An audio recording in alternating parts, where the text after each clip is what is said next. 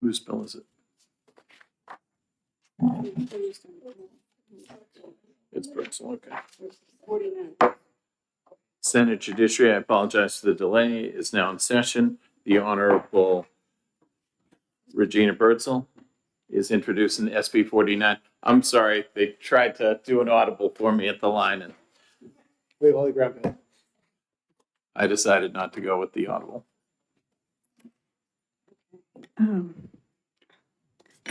Welcome, Senator. Thank you, and thank you for hearing my bill. For the record, my name is Regina Birdsell, State Senator for District 19, which encompasses the towns of Derry, Hampstead, and Windham, and I'm the prime sponsor of Senate Bill 49. This bill was a request from the Department of Safety, and it involves our favorite topic of drones. This bill establishes the crime and penalties for unlawful use of small unmanned aircraft systems. What it does is, in Section 1, it's a person is guilty of a misdemeanor if such person operates a small unmanned aircraft system that interferes with law enforcement, firefighting, or other emergency response operations. So I don't know if you were aware that during the fires in California, there was a drone flying through and it damaged one of the two super scoopers that they used to try and aircraft that they tried to use to put out the fires. And that was out of commission for almost, I think, a week and a half. So the other thing it does, it's a misdemeanor, Class A misdemeanor, to interfere or disrupt the flight of a human-occupied aircraft or otherwise impede the normal course of operations of any international, regional, municipal, or general aviation airport. And a Class B felony if such operation results in damage to human-occupied aircraft in flight. A Class A felony if such operation causes said aircraft to crash and such crash results in death or serious bodily injury. And a person is guilty of a misdemeanor if the person operates a small UAS in FAA restricted airspace over the property of a federal or state correctional, penal, or detention facility. And a Class B felony if such operation is done with the purpose of delivering contraband into the facility or aid to the escape of a prisoner. And then a person is guilty of a Class B felony if such person knowingly in possession or operates the UAS equipped with a device capable of causing serious bodily injury, death, or property damage, or is otherwise capable of firing or releasing a projectile. I have also just been told that the Department of Safety will probably have a little bit of an amendment to add information on the federal reference of federal laws in this piece of legislation. So with that, I'll try and take any questions. Thank you. Seeing no questions, you were all set, Senator. I'm sorry. I apologize. Yep, Go ahead. it's an F. Sorry. Thank you, Mr. Chair, and thank you, Senator Birdsell. This is an FN. Do we have any idea? Like I know that a lot of these were pushed out really fast, but have you gotten any update about cost? You know what? I'm not sure that there is going to be an FN, but it basically says indeterminable. It's probably still out for review, I would think. Paula? Actually, it looks like it's hyperlinked and it wasn't printed. So let's see what they said. And it says, and this is new for me. No, it's not hyperlinked. It says a summary of such costs can be found at, and then they give the website. Yeah, usually that's the hyperlink. Oh, yes.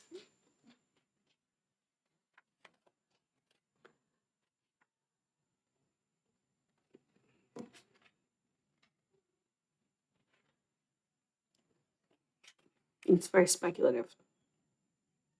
Okay, thank you. Just, we're rushing to do the FNs, but we've got a ton of FNs with no I money. know. But yeah.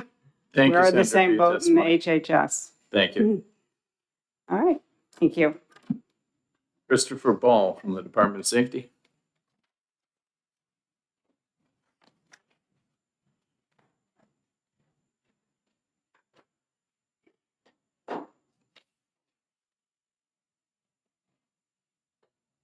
Good afternoon. Afternoon.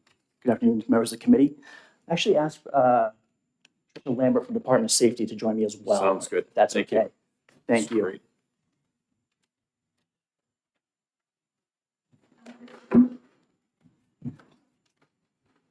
Yeah, first of all, thank you so much for taking the time to consider this bill. From the Department of Safety's perspective, this is a very important issue regarding the use of drones in New Hampshire. It obviously being an emerging technology, a popular technology, and fortunately, the way our laws are written right now is that there's a constraint on what law enforcement can currently do in New Hampshire regarding the nefarious use or illegal use of drones, and that's what we're hoping to address with this legislation. And this legislation has been a work in progress for about 2 years now, taking in perspectives from Department of Transportation, Department of Corrections, and other stakeholders as well. So it's been a really cumulative process, trying to get a lot of ideas put into this piece of legislation that really takes into account everyone's perspectives. You may have in front of you a piece of paper that we're going to submit as a technical correction, just to add a couple more paragraphs of verbiage and language to the bill. And we just like to submit that and just discuss briefly what those two technical corrections would be. The first would be paragraph 1, if you have that paperwork in front of you. And essentially what that paragraph is speaking to is that this bill would incorporate the regulations put forth by the FAA that govern the use of small unmanned aerial systems currently. Essentially, the New Hampshire bill as it's written right here would speak and look towards the FAA regulations as well. Secondly, at the very bottom in section 10 of the amendment is some language speaking to the Aeronautics Act, and that would point this language towards the Aeronautics Act in here in New Hampshire. So there's some conversation back and forth or easy look back and forth between the Aeronautics Act and this section of the bill as well. Anything else? I'll just introduce myself. So I'm Tricia Lambert. I'm the administrator for the Bureau of Aeronautics for the Department of Transportation. Our charge is through the RSA 422, which is the Aeronautics Act. And what you say is true. We've worked on this for, it's probably closer to 2 years. There was an effort last year to put this through as well, to try to balance this. I'm going to call it new technology. It's not, but new for some. That there's an educational process to what the rules and regulations are, and I think that's where the Bureau of Aeronautics comes into play. Is we really want to promote full disclosure. We promote aviation, including the use of drones, and we want them to do it in a safe way that meets all the regulations per the FAA. So this bill was worked on with the Department of Safety and many other partners to try to balance that. The intent here is to simply find those that are nefarious and or repeat offenders. We're planning on working together to develop an educational program with the police standards so that the officers are in fact knowledgeable on how to address certain circumstances. So I just wanted to show the importance of that relationship. It's kind of a yin-yang. We're working together to try to make it so that it allows people to use it and it doesn't restrict that, while trying to find those who aren't using them in a good way. Yeah, and to speak on that a little bit more, the purpose of the bill, as Tricia said, is not to restrict the use of drones. We want to promote the use of drones in New Hampshire, but we want them to be used responsibly and in a safe way. And as the senator had pointed out previously, there's been multiple occasions across the country and some locally where drones have been used for either nefarious or careless or reckless purposes, where they've interfered with manned aircraft, prevented firefighter operations, been used to deliver contraband into prisons, things along those lines. And that's the stuff we're really focused on that we want to prevent. And we feel that having a good structured bill here in New Hampshire would not only hopefully deter some of those actions from taking place in the future, but also give us the resources to fall back on in the event that we do need to take some kind of corrective or enforcement action. We can have a law to fall back on. Because currently, as it stands, New Hampshire law enforcement's hands are kind of tied because there is no current New Hampshire law that we can use to enforce these rules. Thank you both. Go ahead, Sumner. Thank you, Mr. Chair. Is there a definition of a UAS or, and particularly a small UAS in either the federal or state law already? Yes, there is. There is, and it is actually in RSA 422, which was added several years back through many efforts to try to parallel that with the federal definition. In an effort to represent my constituents who probably are kids that got drones for Christmas as opposed to the criminal element, how would just a regular consumer know where and how they could fly their drone? What if you live on the heights near the airport or something like that? Yes, that's a very good question. So most of the drone manufacturers out there will give some guidance to people who purchase drones to look towards the FAA regulations to know where to fly, when they can fly, where's safe and where's not. And a lot of drones actually have some built-in software that if you were, for instance, say to try to take the drone off near an airport, it gives you an alert of some kind saying, hey, this is not a place to be flown. But we're hopeful that if we have a New Hampshire legislation as well that addresses those issues, is that it'll be more widespread information, it'll be more common knowledge to people in New Hampshire, and that cases like that will be mitigated simply because people will be more aware of it. Thank you. Seeing no other questions, thank you both. Thank you. Jeff Oja from the U.S. Space Force. Jeff, you're the first person I've met from Space Force. So nice to meet you. Okay, Jace Tuner. Pretty neat. Jeff Oja, Director of Emergency Management from the New Boston Space Force Station, with me today. Good afternoon. My name is Thaddeus Dickinson. I work at New Boston Space Force Station for the Department of Defense, and I'm the Anti-Terrorism Program Manager and the Insider Threat Program Manager for the station. Thank you for the time allotted to us to speak, especially on behalf of this bill. Thank you to Senator Birdsell for introducing it, and thank you to the committee for your time. We'd like to start off by saying that we fully support this important piece of legislation as it pertains to the military mission. As you know, New Boston Space Force Station is the only active duty military installation in New Hampshire. We are very proud of that. And it is not by chance that we are there. We are one of only 8 satellite tracking stations on the globe. We are positioned in a belt so as to transmit important satellite information throughout the network. It is a defense, our installation contains defense critical infrastructure. These assets are vital to national security, as is our active mission.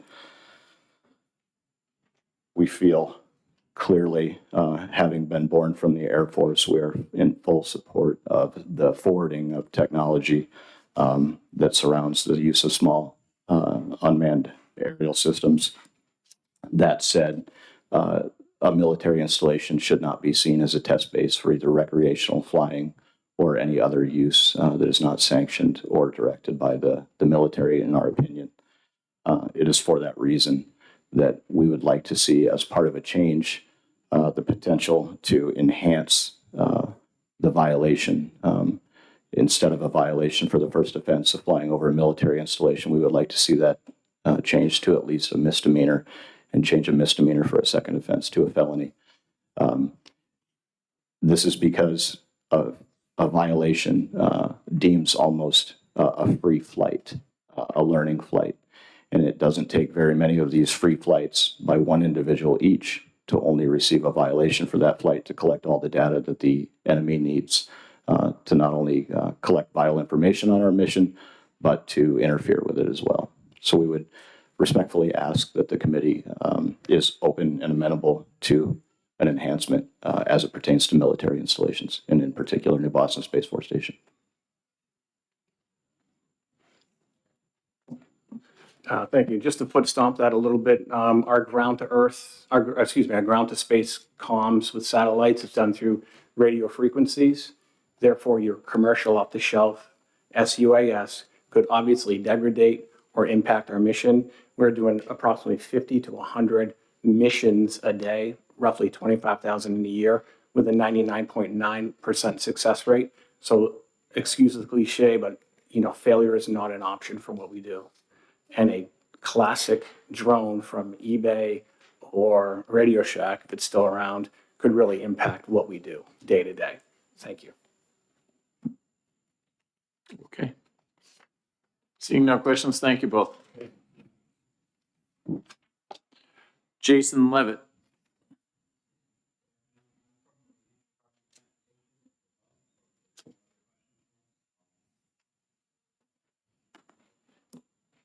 No. Helen Hanks.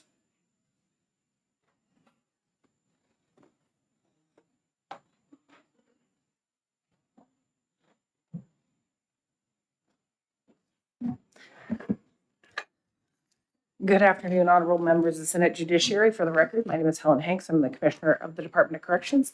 To my left is my Chief of Investigations, Jay Dara. We first want to thank Senator Birdsell and Representative Roy for sponsoring Senate Bill 49 FN.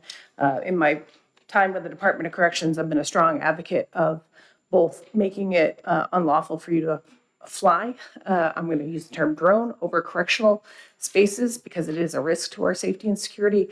And this bill takes it one next step further and creates sanctions, felonies, misdemeanors for doing such knowingly with the attempt to drop contraband or other illegal activity. I won't read you my testimony. I know that you will. But the reality is I can look nationally and spoken to my national colleagues, first in Idaho, where a drone dropped a cell phone, and that cell phone was used to provide escape for gang members of an Aryan Brotherhood. And as a result, they went into the community and lives were lost. If I look south to my colleagues in Georgia, a cell phone was dropped. It was used to triangulate where there was a firearm, and they had a loss of life of their staff member.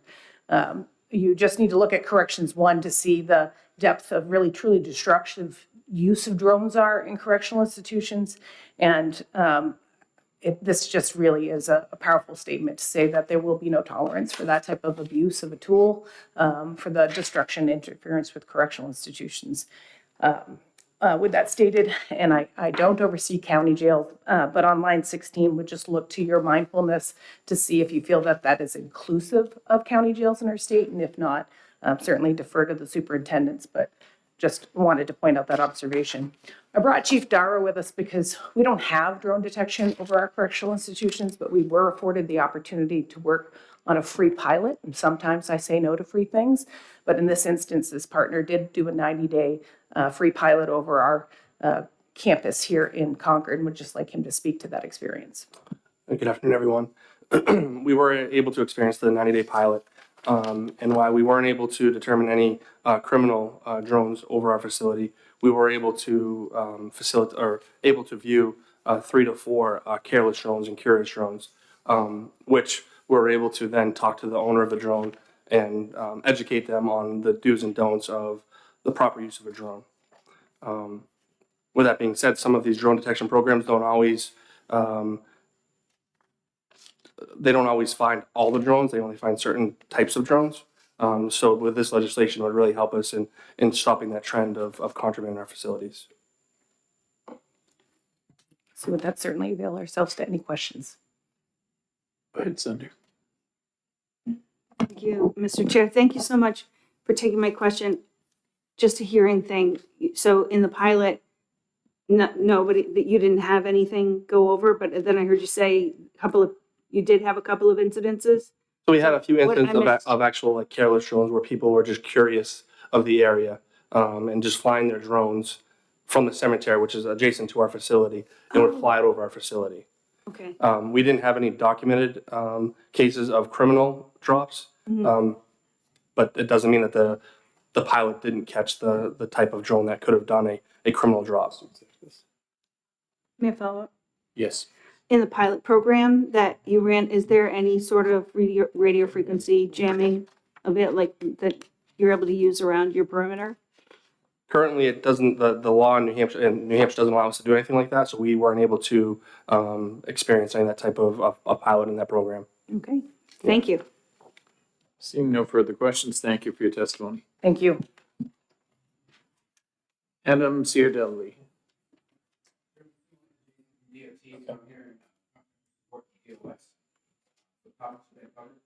Okay, thank you very much. Does anyone else wish, Beth, I don't think you wish to testify, right? You didn't check it off? Okay, thank you. Anyone else wish to testify who didn't sign in? Seeing no one, we will end the hearing on SB 49. So, Senator, did we find the source of this? Do we know who actually drafted this? Was it safety or? Which, Yes, it was, Okay. right, it was Ball and Lambert.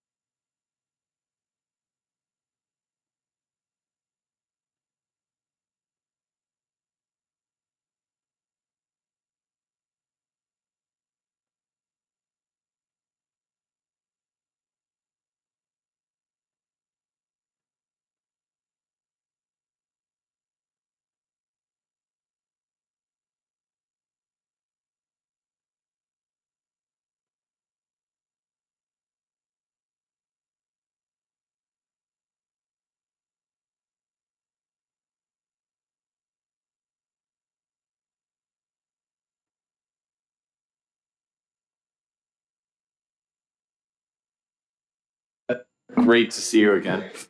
Hi, the This isn't council going to be on. quick because I'm up next over there too. Okay, yes, SB 149. Yes. Again, for the record, my name is Regina Bertzel, State Senator for District 19, which is the towns of Derry, Hampstead, and Windham. And I'm the prime sponsor of Senate Bill 149. This bill adds wrong-way driving to the list of aggravating factors that can elevate a driving while intoxicated offense to an aggravated driving while intoxicated offense. This is a request from the Department of Safety again. And basically what it does, it adds driving or operates a vehicle in violation of 265:26I. So 265:26 is driving on the right side of the road. This basically says if you're in violation of that and you're driving on the other side of the road, then you're going to be in violation of this. As you know, especially on 93 and 95, we've had many cases recently of drivers driving on the wrong side of the road, either intoxicated or otherwise, and there have been a number of deaths due to this. So this is trying to either prevent or eliminate it. Thank you, Senator. Seeing no questions, have a great day. Thanks. Does anyone else wish to speak on 149? Come on up, officer.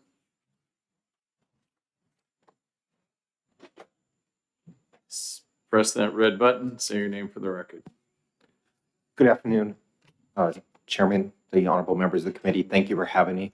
I'm Trooper Sam Provenza from the New Hampshire State Police. I am the commander of our Drug Recognition Expert Unit. That's a unit with the New Hampshire State Police that works specifically with impaired drivers. We have a problem in the state of New Hampshire with people driving the wrong way on our highways. In just under a 3-year period from June of 2001 to February of 2024, the New Hampshire State Police fielded 629 wrong way driver calls. These are reports of drivers driving the wrong way on our highways. With that, we know that when these drivers are involved in a crash, these crashes are severe. They cause severe injuries, they cause fatalities based on the head-on nature of the crash that occurs. And not only is the wrong way driver being killed, it's also innocent passengers in their vehicle, innocent drivers and innocent passengers in the vehicles that are struck. We know that a lot of these wrong-way drivers are caused by people driving under the influence of alcohol, drugs, or a combination of that. Currently, the statute does not provide for any sort of an enhancement for driving under the influence while driving the wrong way on a highway. This statute would amend as the aggravated DUI statute to include driving the wrong way on a highway as an enhancement to make it an aggravated DUI versus a regular DUI. We feel that increasing the penalty for this would, number one, hopefully deter this behavior, bring additional knowledge to the public of it, and hold those accountable who do drive under the influence while being on the wrong side of the highway. And the Department of Safety is in support of this legislation. Thank you very much for your testimony. Seeing no questions, appreciate it. Thank you, Mr. Chairman. Does anyone else wish to testify on 149? Seeing none, the hearing's adjourned.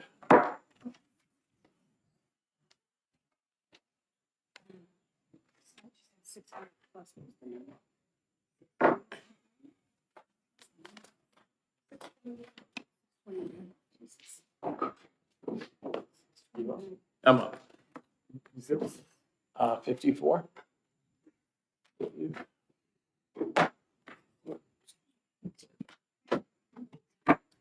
Good afternoon. This time we'll now open the public hearing on Senate Bill 54. This time the chair recognizes Senator Gannon.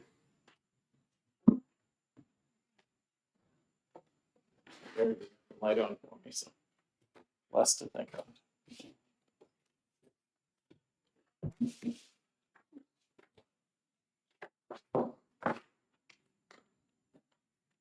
Thank you, Senator. It is my pleasure to introduce SB 54. I'm Senator William Gannon.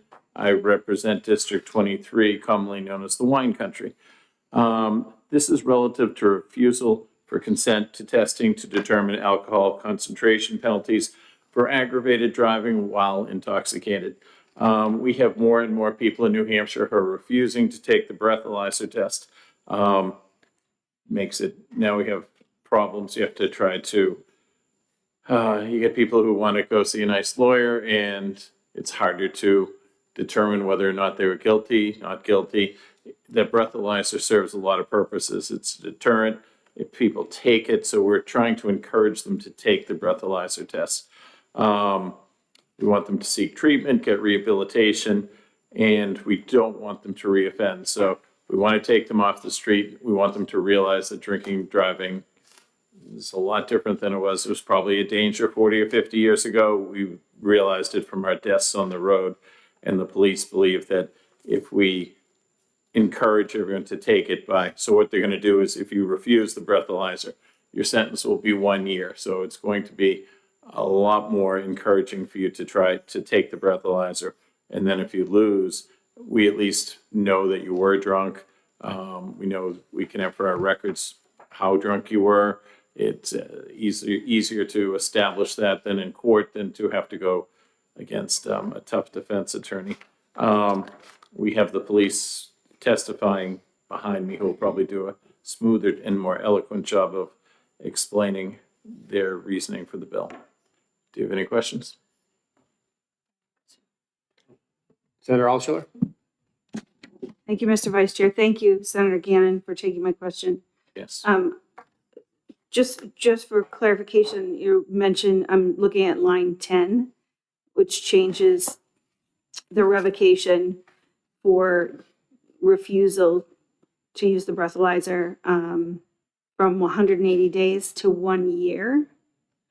And you had said it's a penalty. It's a violation though, right? It's a violation. It's a violation. Yes, ma'am. Okay. Just clarifying. And Yep. are there more people testifying? Or is this? There are. Okay. If you'd like, I can save my next question for. Sure. Is We'll that let all them- right? All right. Thank you. They're getting paid the big dollars. Thank you. Thank you, Senator Gannon. At this time, the chair recognizes Ryan McFarland.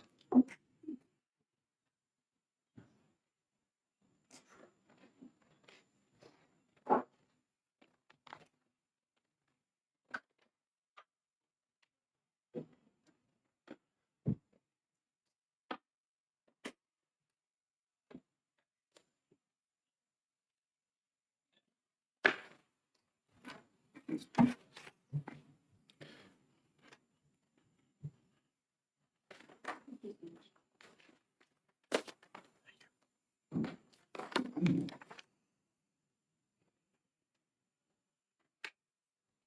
right. Good afternoon, Chairman Gannon, members of the Judiciary Committee. We appreciate your giving us time to speak today on Senate Bill 54 regarding refusal. I passed out a written testimony, but just to highlight some of the intention of the bill is to meaningfully address the egregious problem in New Hampshire of individuals arrested for driving while intoxicated, under the influence of liquor or drugs, and refusing chemical tests. It's alarming that New Hampshire is one of the highest refusal rates in the United States. For example, 2021, the refusal rate was 68%. That refusal rate has now continued to be consistent throughout the last couple of years. In 2022, New Hampshire's refusal rate was 70%. In 23, the refusal rate was 68%. And in 2024, the refusal rate was 69%. The last nationwide study done by NHTSA was in 2011. They found the average refusal rate in the country to be at the refusal rate of 24%. And that's remained pretty consistent throughout all of their studies. It was 22% in 2005 and 25% in 2001. The purpose of this bill is to change 4 aspects of the current law to try to reduce that refusal rate. The first one is to increase the administrative license suspension times related to refusals. The current suspension time right now is 180 days for a first offense refusal and 2 years for a subsequent refusal. This bill would raise that for refusals from 180 days to 1 year for a first time refusal. It would also change it from a 2-year suspension to a 3-year suspension for a subsequent refusal. The bill would also add out-of-state convictions and refusals as prior offenses. Currently, right now, the way the statute is written, there has to be a prior DWI conviction in New Hampshire or a prior refusal in New Hampshire. This bill would add a prior administrative refusal in another state and also a prior conviction in another state for a reasonably equivalent offense of DWI. The bill would also allow a 6-month reduction of the refusal suspension for a guilty plea to a DWI. This would incentivize individuals to come into court, plead guilty to the DWI, and get the treatment that they need. The DWI, a conviction in court for DWI requires somebody to complete what's called the Impaired Driver Care Management Program, which is the required counseling that they get before they can get their license reinstated. So this 6-month reduction of that refusal suspension would incentivize individuals to come into court, plead to the DWI, and get the counseling they need so that to try to reduce the recidivism rate here in New Hampshire. The last part of the bill would allow a suspended sentence for aggravated DWI due to a high test. As you've heard earlier, there are other reasons why an individual can be charged with aggravated DWI. One of the reasons is somebody who tests over a 0.16. Would give discretions to court to suspend. There's a mandatory jail sentence that is associated with an aggravated DWI conviction. We've indicated that these are individuals who are cooperative with the police. They've submitted to a breath or blood test at the discretion of the law enforcement officer. Now they have an aggravated DWI, whereas they may, they're cooperative. So if they've submitted to a test, which is what we want them to do, and they're over the 0.16, they come in, they plead guilty, it allows the judge the opportunity to suspend that jail sentence to so they're not penalized for cooperating with the police and taking the test, which is what we want them to do. I have with me here today Samuel Provenza from New Hampshire State Police. I don't know if I properly introduced myself at the beginning, but my name is Ryan McFarland. I'm the Chief Hearings Examiner for the Department of Safety Bureau of Hearings. The Department of Safety Bureau of Hearings, the Department of Safety, and I'll let Trooper Provenza talk, but in support of this bill here today, and I'm here to take any questions. Go ahead, Attorney. Senator Abbas, I'm sorry. I don't have a question. Oh, yeah, saw your hand going. I was just making sure it was on. Okay, very good. Any other questions? I have questions. Go ahead, Senator. Thank you, Mr. Chair. Thank you for taking my question. I'm looking at your testimony and the very last paragraph giving prosecutors and courts greater discretion in these cases. I guess I need to be walked through, like, what happened, you used Vermont as an example of a step up. There are subsequent steps that make penalties higher and higher and higher. Correct. And this bill has some reciprocity with other states, that's correct?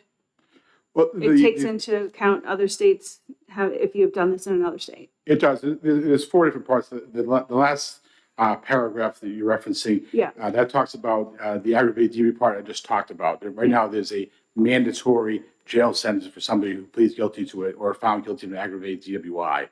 So that includes individuals who submitted to the test, which is what we're asking them to do, and they test over a 0.16, double the legal limit. There's a mandatory jail sentence. So what we're asking this bill is to amend that to make it discretionary with the court and prosecutors. So where an individual has submitted and done what we've asked them to do, if they're over a 0.16, they can still plead guilty to the aggravated DWI, get all the other penalties, the interlock, the counseling they need, but they won't be subject to the jail sentence will be suspended at the discretion of the court or the prosecutor. So we're not penalizing somebody who's taken the test that we've asked them to do. The reciprocity factor, that goes into, and now we under this bill, we'd be able to start using out-of-state DWI convictions and out-of-state administrative refusals for a subsequent, to use now in New Hampshire as a subsequent refusal. So it would bring it from the 2-year up to the 3-year suspension. Whereas under the current law, if an individual has a DWI in Massachusetts and they refuse here in New Hampshire, we cannot use that refusal in Massachusetts or that DWI conviction in Massachusetts to make this refusal a second offense in a two-year suspension. It's treated as a first refusal in New Hampshire, and they get the 6-month suspension, even though they've had a prior DWI conviction in another state. So we're looking to close that loophole, so if they have a conviction in another state, we can use that for our administrative suspensions. So we want to share this. What are the states that we're sharing that refusal? The information is shared with all states. All states now are connected through the DMV. So Yeah. on a driving record, an individual here in New Hampshire who has a New Hampshire license, if they get a DWI conviction in Massachusetts, Massachusetts reports that to New Hampshire DMV, and that is included in the person's New Hampshire driving record. It'll say a DWI conviction or an administrative suspension in the other state. So all the states now are online. They talk to, all the DMVs talk to each other, so that's reported. So a DWI conviction in New Jersey for a New Hampshire license holder will be reported back to New Hampshire and will show up on that New Hampshire person's driving record. May I follow up? And it will count, like if they then subsequently drive while intoxicated here in New Hampshire, now that's a second? It'd be a refusal. So if they Yeah, have a okay. prior conviction in Massachusetts for a DWI and they get arrested by a New Hampshire trooper or officer and they refuse the requested test, that refusal will now be a subsequent refusal, so it'd be a 3-year refusal. Under the current state of the law, if they have a DWI conviction in Massachusetts and they get arrested by a New Hampshire police officer and they refuse, that's treated as a first refusal because the law does not allow you to contemplate out-of-state convictions or refusals. Thank you. Thank You're you very for sharing that part. Thank you both. Seeing no other questions, have a great day. Or do you want to say something else? Yes, it's Senator ahead. Gannon Yeah, I'm again. sorry. I'm Trooper Always Provenza. interrupt me. I'm It's okay. Trooper Provenza from the State Police. Thank you for having me. Just want to share that the Department of Safety does support this legislation. I think Attorney McFarland spoke eloquently to it. We just want to just again share on the aggravated DUI. We are looking to add some equity to the statute by saying we're asking to increase the penalties for refusals. But if you do the right thing, we want to also add some equity by suspending that jail time. Also, I just want to touch on the question that Senator Altshuler asked a moment ago on line 10, asking if it was a violation. As far as that, we're asking if it's a violation level offense, ma'am. Sorry. You asked if it was a violation on number 10. Right. Yes, Senator Gannon had said it would be a sentence or. Yeah. So this is the administrative license suspension side of it. So it's not criminal or misdemeanor or violation. All this is just the administrative license. So it's not on the person's criminal record side of it at all. Thank you for the clarification. Appreciate ma'am. that. Yeah. Thank you both. All right, thank you. Does anyone else wish to testify? Seeing none, we'll end the hearing.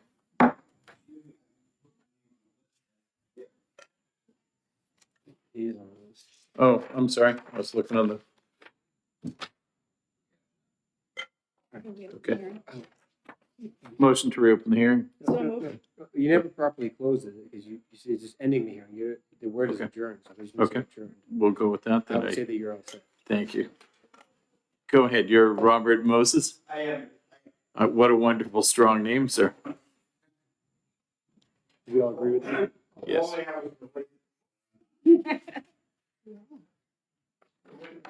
end the hearing, you have to say you're adjourned. We're going to work on me today. Moses. Lead my people. Go ahead. Okay, sounds good. Yes, the red button when you're speaking. So you'll see it lit up. That's perfect. Got it. Okay.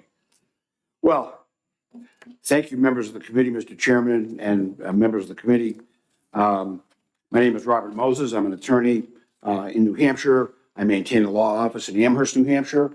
I'm also a member of the New Hampshire Association of Criminal Defense Lawyers, in whose behalf I have been asked to appear today to testify in opposition to Senator Gannon's bill making changes with regard to the implied consent law in particular.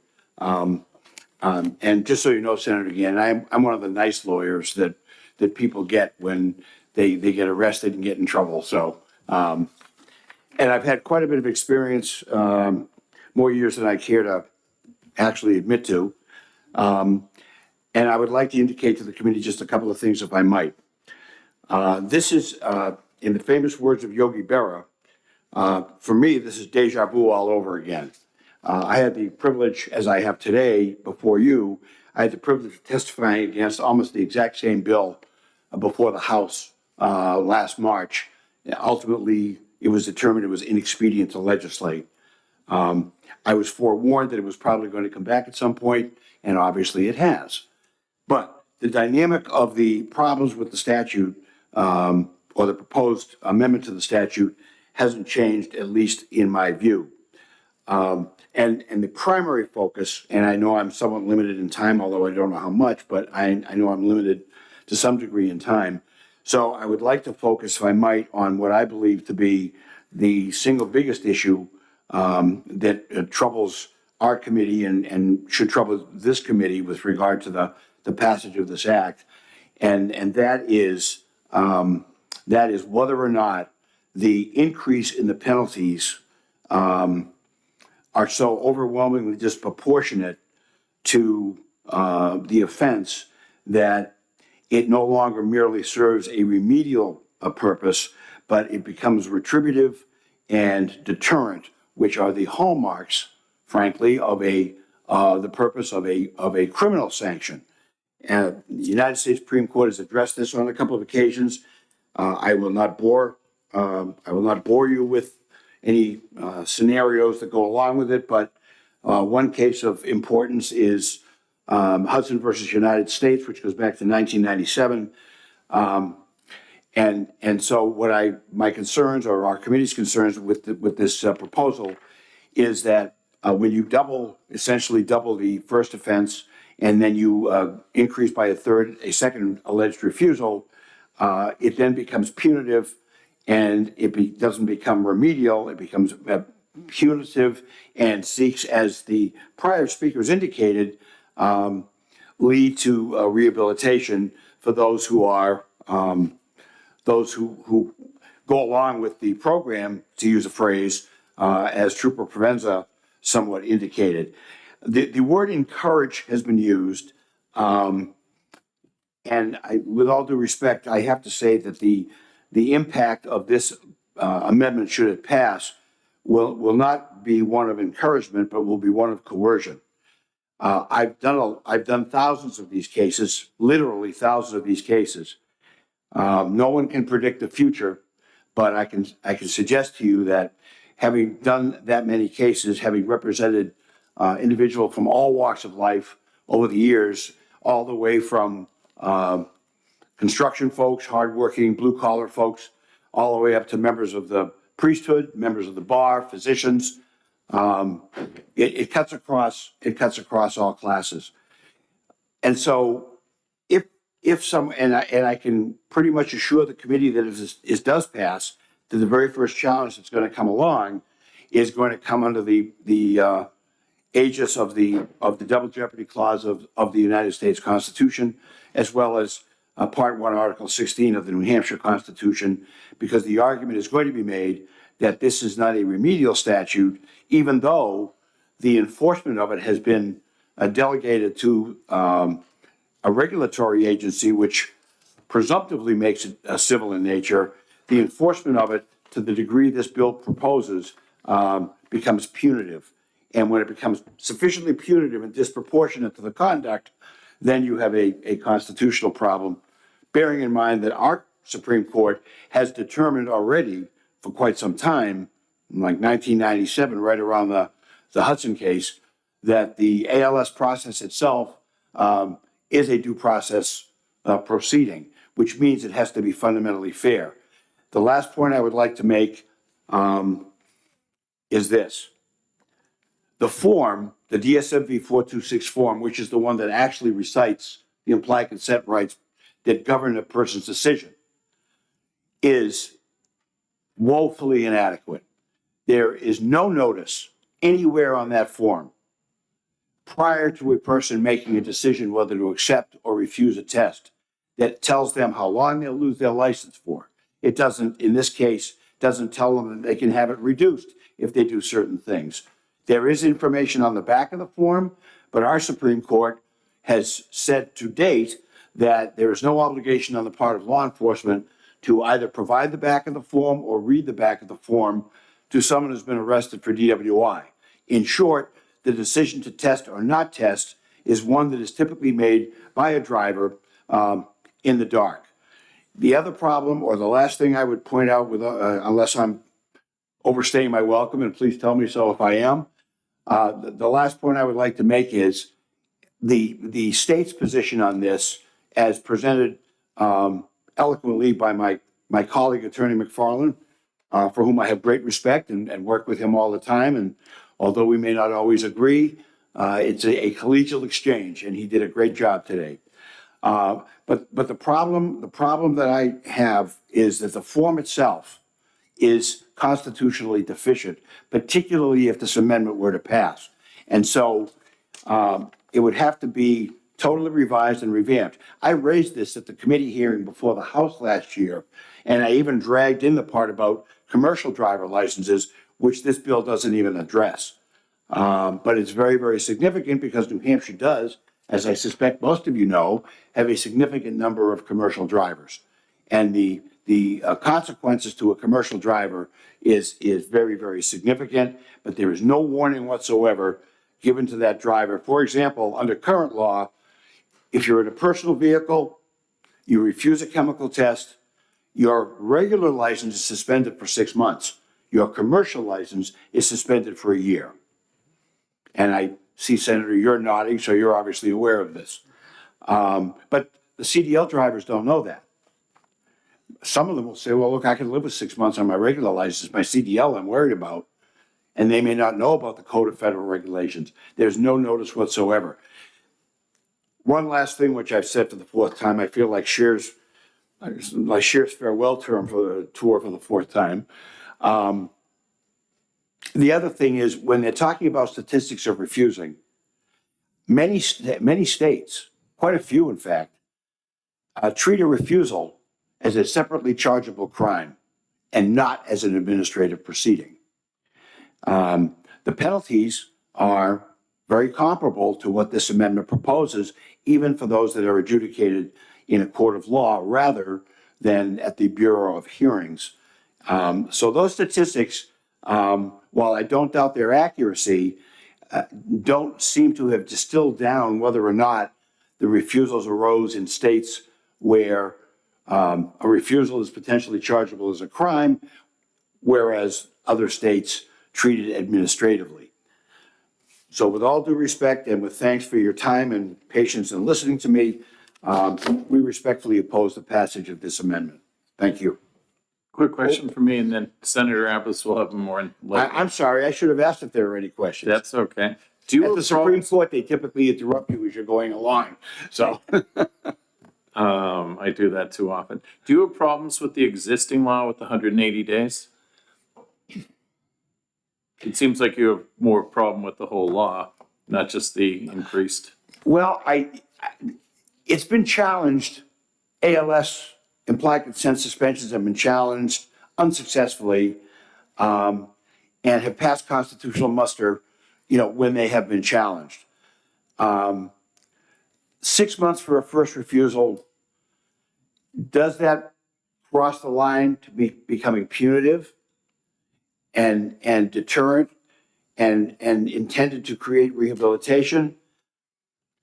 I think one might argue that it doesn't, and that's probably why shorter terms of ALS suspension have been upheld.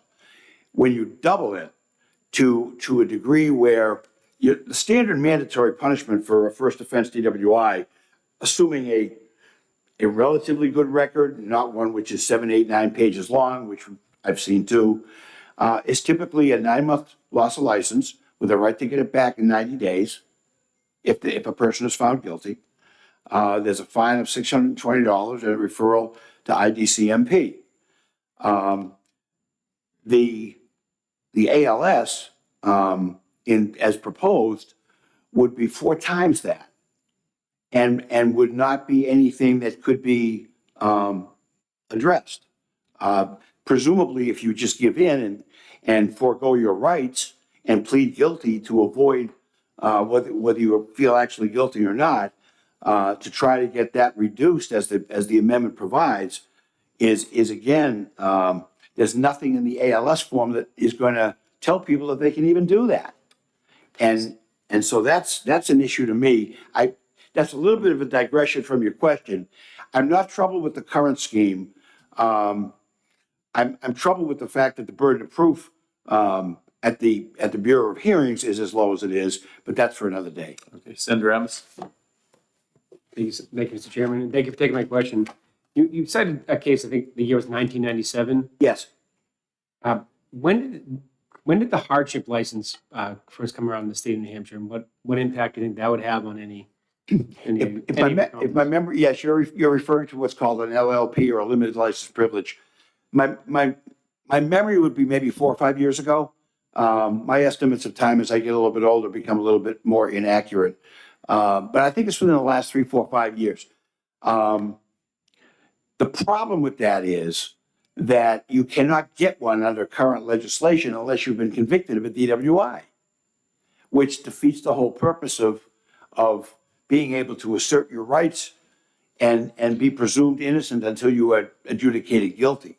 That's the primary thing. That it's a 45-day minimum loss of license. It can be in combination with a court suspension as well as an ALS. But then the person has to be convicted of a DWI, first offense, and it's got to be a pure first offense. It cannot be one of those situations that are often referred to as a fake first or something like that, where there is a prior on the record within the past 10 years, but it's not alleged in the complaint, for example. So a person in that situation couldn't get an LLP. The number of people who can get it is very limited. You have to get an SR22, which you have to get with a DWI conviction anyway. You have to have or fit within one of 5 or 6 categories in order to qualify. For example, you may need it to go back and forth to work. And it's limited. In other states, a hardship license isn't limited. You have a hardship, you get the license, providing you satisfy certain conditions precedent. If you're taking care of a family member, you have to accumulate a whole bunch of medical documentation to show that you have to take your grandfather for chemotherapy or something like that. I think it's been within the past 4 or 5 years. I think I've had, out of hundreds and hundreds of clients in that time period, I think I've had 2 people get the LLP, because it's very expensive. You have to install an IID in order to get it, and you agree in writing that not only will you install it pending reinstatement, but that you will agree to maintain that IID for 1 year following that reinstatement.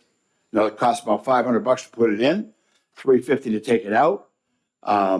It has to be recalibrated every 4 or 5 weeks at $75, $80 a piece. You know, people can't afford that. And one of the things that one of my colleagues mentioned from the North Country with regard to these extensions of administrative license suspensions is this. We are not known for public transportation nationwide. We have public transportation in very limited areas. I'm gonna let him follow up. We're good. Okay, I just didn't know if I don't want to run a I'm foul not of paying my. you by the hour, but thank Oh, God. okay. I don't want to create the impression that I'm hogging the time, so I just. Sure, go ahead, Senator. So if this were to become law in the 1 year suspension would be in place. If, let's say, a person 3 months into the prosecution was found not guilty of the prosecution, just dismissed the case for whatever reason, can you explain any remedies that person would potentially have to get their license reinstated earlier, if there is any? None. And the reason it's none is because currently our New Hampshire Supreme Court has made a specific finding. The year 1997 seems to be very popular today. There's a case called Cassidy, Cassady, State versus Cassidy. And that was a case where an individual went to the DMV first and the ALS was dismissed. They then went to what was then the old Durham District Court on Main Street at the end of the UNH campus and sought dismissal of his DWI on the basis that the ALS had been dismissed. What the New Hampshire Supreme Court said in Cassidy was, these are parallel but separate proceedings. One is civil, one is criminal. And so even if you succeed in court 3 months in, you still have the other 9 months hanging over your head. Other than having the right to a due process hearing, you have no remedy to try to get your license back sooner. That's another problem with it. So in that scenario, even though you were found not guilty or it was dismissed, you wouldn't be eligible for a hardship because you weren't convicted of That's correct. the offense. That's exactly correct. Now, the remedy for that would be. We can look at the remedy at a different time. Okay. That might be a separate bill, but it's good Agreed. information for the community. Agreed. We are all set. Thank you. For Thank you. I've taken up a lot of your time and I No, appreciate that's- it. Thank you. That's my fault. Anyways, does anyone else wish to testify on the bill? Seeing that there's no one else, we will adjourn the hearing. Okay, so wake up.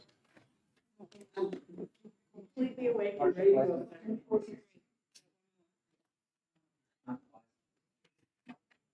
I was in the guest 10 years. You know, the problem is the interstate issue with Harding. Senator Gator, would it be okay if I had Jenny O'Higgins join me up here now? Sure. Just in case there are questions, she is our DHHS subject matter expert. Welcome. If you both could put your red button on the mics. There you go. And introduce yourselves. Thank you. Beautiful. For the record, I'm Jenny O'Higgins. I'm the legislative liaison and senior policy analyst for behavioral health at DHHS. great, thank you, and good afternoon. For the record, my name is Sue Prentice. I'm the state senator from District 5, encompassing 15 wonderful communities, largely in the Upper Valley, 3 different counties, and including Merrimack County. I'd just like to point out that there's only one town in Merrimack County, my district, the beautiful town of New London. So I am the prime sponsor of Senate Bill 143, and this is related to the Impaired Driving Care Management Program, which I'm going to refer to as program from here on out because that's going to be a mouthful for every time I say it, unless you need clarification. So these are updates that are being made at the request of the department. There's some cleaning up that we need to do and strengthening of this program, and we need the statutory authority by which to do it. So in 2013, with the focus on an increase in public safety, individuals that were convicted of an impaired driving offense are required to attend and participate in this program. And this is done so for the screening and evaluation to determine if there is a substance use disorder and to participate in treatment education, and/or recovery services. Senate Bill 143 amends various state statutes that are under RSA 265A that are related to the program, impaired driving care management, can't help myself. And they are in 4 specific areas. One has to do, and I'm going to just talk about it briefly, in the how many times they are required to take the program, and the other 3 address an out-of-state resident that has a conviction that happens in this state and how we treat their education and programs outside of the state. So first is going to be, if you have, as it stands right now, if you have, this chair is new and I'm just going to sit myself right in the middle. So if you've been convicted, you are required to take this program only once. There's an exception that says take this only once. So now, within a 5-year window, the way this is written is if you have if you have, let's say, 2 offenses or 3 offenses, you would have to attend this program for every one of those offenses. So that is the strengthening in this provision focused on public safety, keeping our eye on the folks that unfortunately have chosen to take to our roads when they are under the influence. Then as this manages out of somebody who's from out of state, who has an offense when they're in state, we're talking about the hours of their programs, we're talking about the content of their programs, and how they present their certificate of completion. So specifically, and this would allow for an upon completion option when an out-of-state resident elects to have their impaired driver education program completed in their home state, and it's approved by the New Hampshire program, rather than limiting only to pre-approval required under the current law. So they could get an upon completion certificate that meets the requirements. It wouldn't need to be pre-approved, but they could present that upon completion for verification. The second is going to be the number of hours, and it's going to be hours required in New Hampshire are hours that are going to be required if they take this program out of state, something we refer to in other professions as, like reciprocal behavior. And then lastly, this allows out-of-state residents that are charged with impaired driving while they're within our state to receive services in their legal state of residence from individuals or programs approved by that state to provide these services. So again, one provision is about the number of times. Every time let's only hope this happens once and a lesson is learned, but unfortunately we know that we have repeat offenders each time they would have to take this program within that 5-year window. And again, the remainder have to do with the out of state. You're not a resident of the state, you commit the offense in the state, how you could complete this in your own legal state of residence and meet our standards. So I do have the very helpful and wonderful Jenny O'Higgins with me here today, but I'd just like to close by saying that I think many of you know, and if you haven't, for the record, I am I'm a career paramedic, and I also served for 5 years as an associate deputy medical examiner.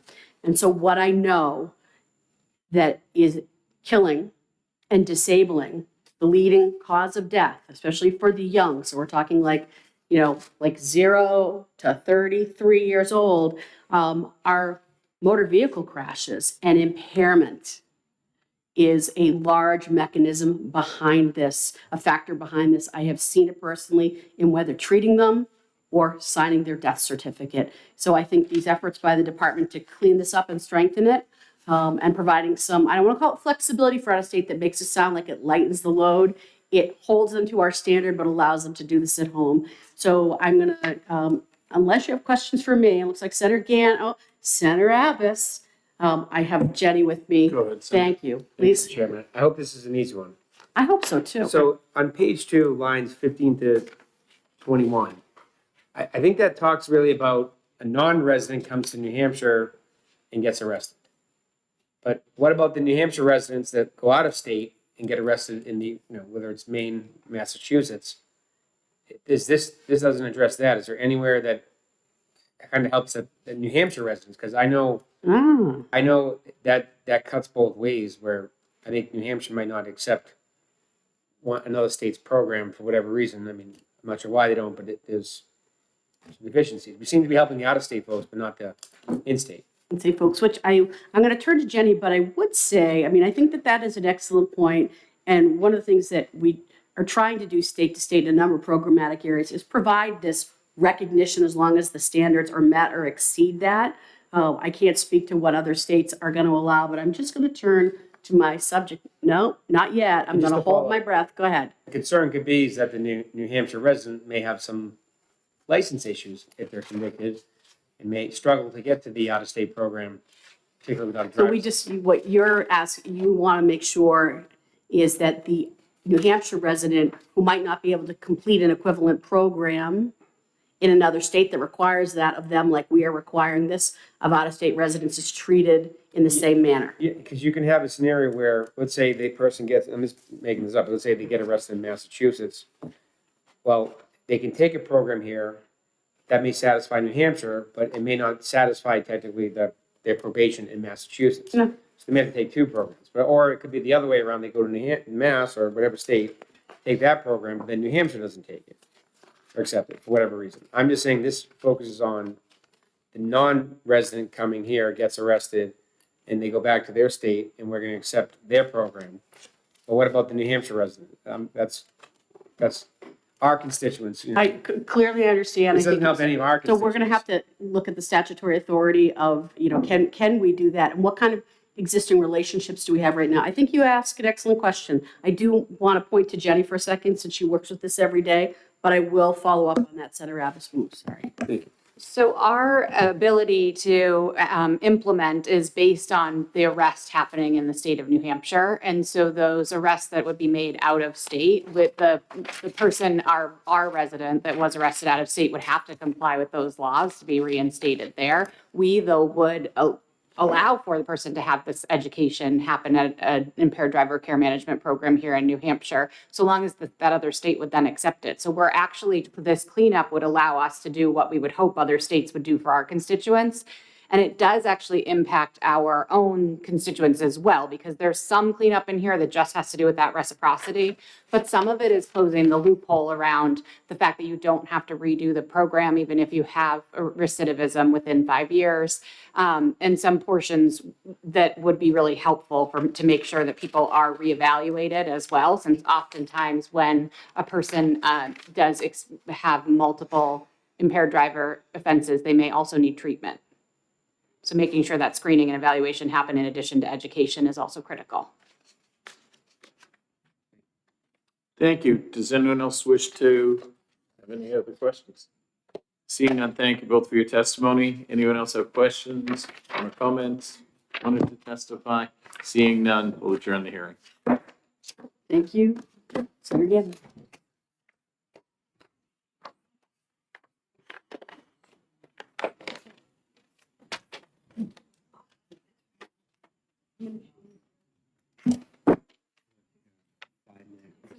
Ten. Say five, and you come back. We'll take a 10. That's all right. Or you can say just. We're going to take a brief 10-minute recess.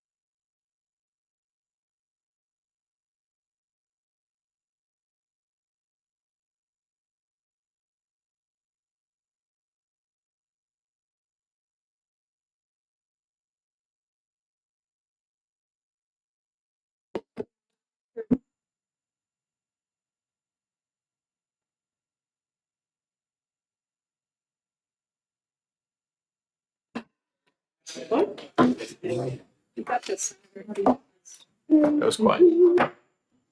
Do I have most amount of executive session? So moved. Second. Thank you. All in favor? Aye. Opposed? Not there. Okay. Do I have a motion of ought to pass on SB 15? Ought to pass. Thank you. I move the amendment number 0044S. Second. Okay. And we'll start with discussion of me. So this was the mandatory minimum first bill. It was dealing with loss of life if the person manufactures, sells, or dispenses fentanyl. We want to deter from the future. We want to do two things. We want to take them off the street so they're not selling. We want to send a message to other people that New Hampshire is serious about anything that takes a life is deadly serious in New Hampshire. So we want you off the streets. We don't want you selling. You will be rehabilitated, but you will also, for my one mother in Fremont, my mother in Danville, and the family in Seabrook, that they will see that there is a punishment for the people who took their life. Just like if we have if you have a car and you drink and drive and you kill someone, you're going to go to jail in New Hampshire. This we deem as even worse. You're knowingly selling an item that we know can take lives. In New Hampshire, it's a serious offense, and we're going to send out a message to those who deal in drugs that they shouldn't do it in New Hampshire. Any other comments, thoughts? Go ahead, Senator Abbas. Thank you, Mr. Chairman. And this amendment, I suppose from the original bill, all it's really doing is making that mandatory sentence that we spoke about, came up in public hearing, would apply to a lot of other substances. This limits it to just fentanyl.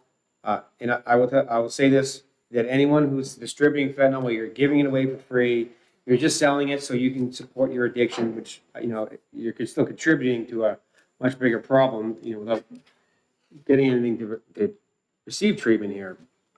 If I handed this, about 15 people in this room, if I handed out fentanyl to everyone in this room and someone overdosed and died, would you say that that would be a surprise? The answer is no. So someone engages in that behavior and someone dies, there's zero excuse for that behavior as far as I'm concerned. If someone needs mental health treatment and they're not getting their treatment, it doesn't negate the penalty any different. Because I'm just selling it to make money as opposed to support addiction. It's worse if I do it if someone else. You shouldn't sympathize with someone who's doing something that they know could kill someone.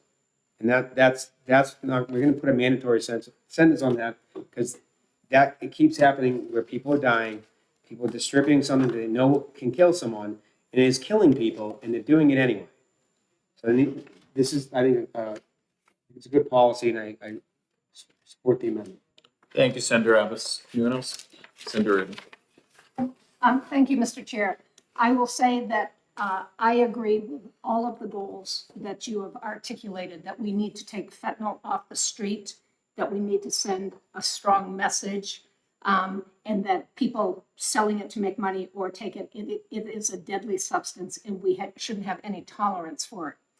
I have an issue with the amendment as written, using the word dispenses. I think we all have horrific stories of college kids who get a pill to stay up all night or give it to their roommate or share those in some way, which is dispensing a medication, whether you're paying for it or not. And there are extenuating circumstances there where that isn't necessarily the person we're all envisioning on the streets of Concord or on the streets of any place here in the state of New Hampshire. I want those to be all dealt with severely. I don't want a family to ever have another person addicted to a substance or to, heaven forbid, die from a substance. And in my mind, instead of the prosecutor that we heard here making the decision about what's charged here, because that's what this comes down to, what they're charged with, I feel better leaving that decision to a judge who is the impartial party that has listened to all of the evidence in the trial, all of the witnesses, and that's what their function is, to make those determinations. So I would hope in the cases that we're envisioning, the judge would make exactly that ruling. But in the case of a college kid who didn't even know what was in that pill, dispensing that child not serve that kind of prison time. So I would not support the amendment. Other thoughts, comments? Okay, are we ready to bring it to a vote? Oh, yeah, I'm sorry. All in favor of adopting amendment sorry. 0044? Before, may I just say, I want to, just want to make sure that we put on the record that we had 7 people sign in support of Senate Bill 15, and we had 54 people sign in opposition. So noted. Yep, thank you. Okay. All in favor of amendment SB 15? Aye. Aye. Opposed? Nay. 3-2. Motion for ought to pass as amendment. All in favor, say aye. Aye. Opposed? Nay. 3-2. Do you want to take this out, Senator? I will. Okay, Thank you, Mr. Chairman. thank you. Okay, one down. One done. 15. Boom. One. One done. Okay. If you vote with me, I will double No, bump you on the we're next one. not going there. Yeah, you can. You can do it. I believe in you. Okay, SB 14. Pete, look at me. So we're following that icon. You and me, it's sort of like the Celtic coach and any one of those. Look great at players. you, Celtic coach. You got All a right. raise, I think. So I wanna- Mr. Chairman, I make a motion to adopt that. I'll second it. Okay, no, Senator Carson shall second it. And I have a motion for amendment 109S. And basically what 109, do I have a second? Second. Thank you. 109S, after listening to the hearing testimony, after speaking with law enforcement, and many police chiefs, the head ones all met and came out with a quantity. They were trying to maybe widen the net, and our colleagues to the right had probably fairly valid concerns that the quantities maybe to have been too low. So upon further thought, we went up to 20 grams. I think it was 5 before. We included in adulterants. Senator, I believe you were concerned with that, and the police said you really can't separate the underlying drug from the dilutants, and so that's part of the reason we also increased it, because when they're doing their testing, they can't separate, as I understand it. So, and then on the other portion, we went up to 50 grams of fentanyl in a quantity of 50 grams, which many of my comrades were thinking that we went way too high. But given testimony and the amount of usage and building up tolerances and what's going on in society, we thought this was better so we don't catch people who probably maybe have, it's a usable amount for one person, even though it seemed like high numbers to us. So we greatly increased the numbers, hopefully to pull in a bipartisan vote here and to do the right thing. So I have a motion of ought to pass. I'm making a motion of ought to pass on amendment 0109. Oh, what was that? Mr. Chairman, I leave it to adopt the.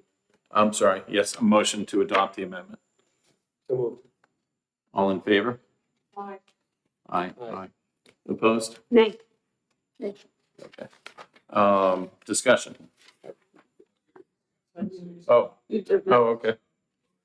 I'm sorry. Thank you. It's amended. If I can just state one thing, Mr. Chairman. Yes, go ahead.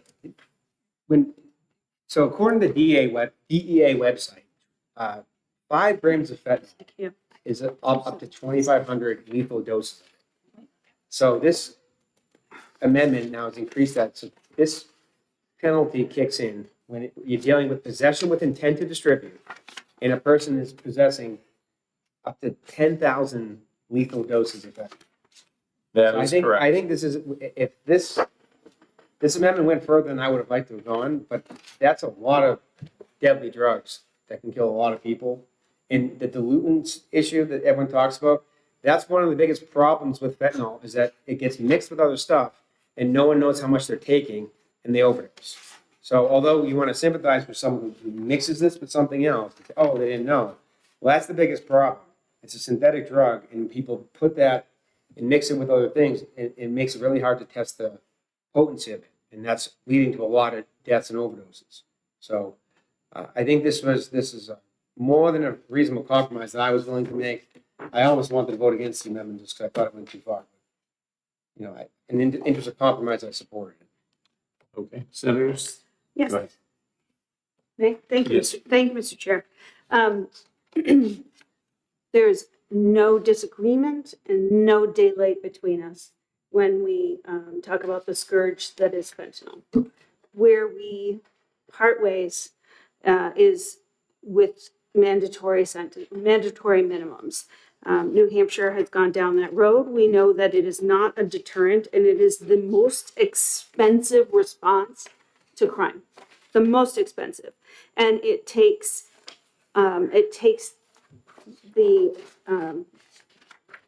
work of judges out of the equation because immediately it is up to the prosecutor now.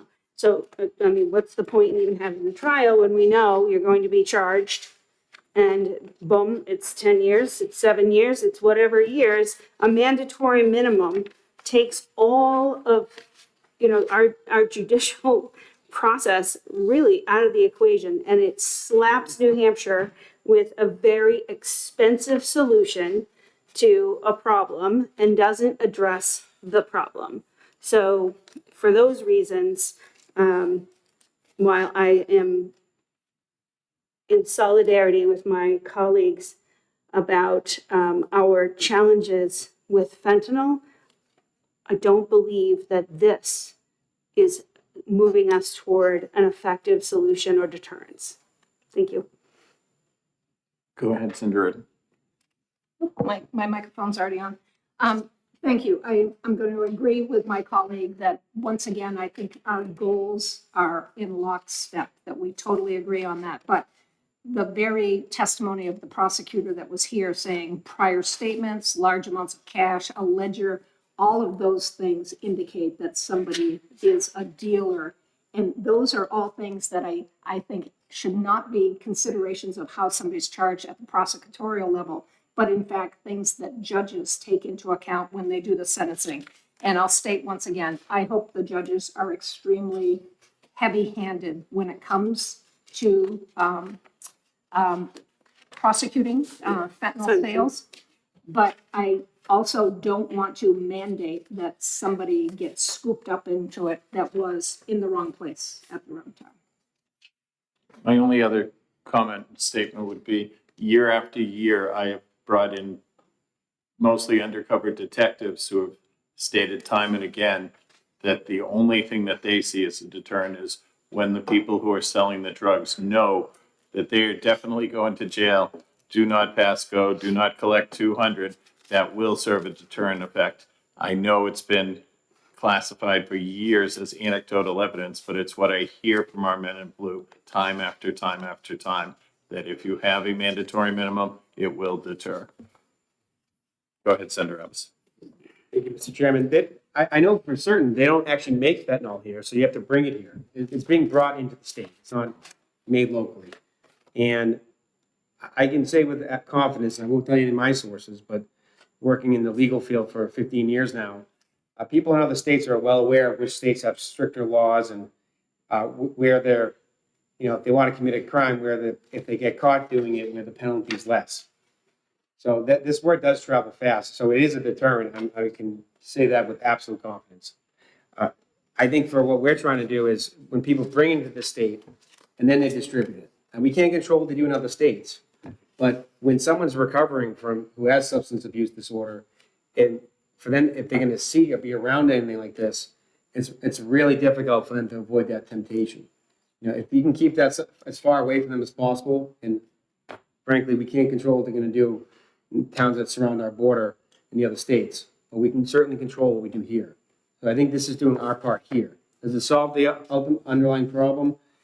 It's not an absolute solution, but I think this puts us in a position where it will become less accessible in this state. And I think that's the first thing we should start with. Very good. Well, you can go again. Want to go first? Thank you. Once again, I agree that sentencing is a powerful deterrent. And I wonder, and again, I'm not practicing criminal law, but the imposition of a lengthy sentence by a judge is going to travel, I believe, faster than somebody knowing what it says in our RSAs here. So the same point, making the same point, getting the message out there is a deterrent. It's how the message gets out there. One has the ability to have unintended consequences, in my estimation. I can tell you that the people that engage in this activity are well aware of the penalties of the surrounding states. Senator, sorry. Thank you. Notwithstanding anybody's personal relationships and anecdotal evidence, we have to make public policy on facts and data. And we were presented with facts and data that when a state goes after mandatory enacts mandatory minimums, for instance, we had data provided to us by Pew Charitable Trusts, which I think we can all agree is a reputable source, that Florida experienced a 50% spike in crime after enacting mandatory minimums. Moreover, a 50-state study found no significant relationship between prison terms and 3 key drug epidemic elicitors: illicit drug use, drug arrests, and overdose rates. And instead, the study emphasized that longer sentences are a huge taxpayer burden with no convincing public safety return for those taxpayers and communities. And when we bring it home to New Hampshire, we have been putting in place efforts to turn the tide on opioid usage here in New Hampshire. And we heard testimony, factual testimony from our new mayor in Manchester of efforts from the year before he came into office that opioid overdoses fell 24% and fatalities from overdoses dropped 21% in 2024. So as he said in his testimony, these are incredibly encouraging results. What we are doing now is moving us in the right direction. What we know is that mandatory minimums do not move us in the right direction. In fact, from the data that was given to us, it would show that it actually costs us more money and moves us in the wrong direction. So I think we need to rely on the testimony and data that was given to us. And while anecdotal information can certainly color in the gray spaces of making policy personal, we don't base good public policy on a couple of anecdotes. That's never been our practice. So I encourage us to look at the data and take that into account that we were given. Thank you, Senator. Thank I you. did look at some of the data, and I found United States Sentencing Commission had a mandatory minimum penalty for drug offenses, 2017 report, and they found offenders convicted of an offense of carrying a drug with a mandatory minimum penalty had a lower recidivism rate than those drug trafficking offenders were in states that did not. So I have found some data that did prove mandatory, at least backed the theory that mandatory minimums do work. I'm sorry, Mr. Chair, I don't think I have that in my folder. Who brought that in? I've been doing research. Okay. And I found It's this. independent of what happened in the Independent of what testimony. happened there, I found US census data. Go ahead, Senator, were you saying something? Mr. Chairman, I'll just point out, if you're, let's say, whether it's Glasgow, some of your towns are pretty Close close to the border. Let's say you're one of those towns and you border Avon, and the penalty in Haverhill is significantly lighter than than the penalty in Plastow. Where do you think where's going to travel fast? Of where this is going to be done? Same thing where I live in Salem. If the penalty is much lighter in Salem than it is in Methuen or Lawrence, where does it make sense that people who are engaged in the distribution side of this? I mean, 20 grams of fentanyl, I just already said, it's up to 10,000 lethal doses.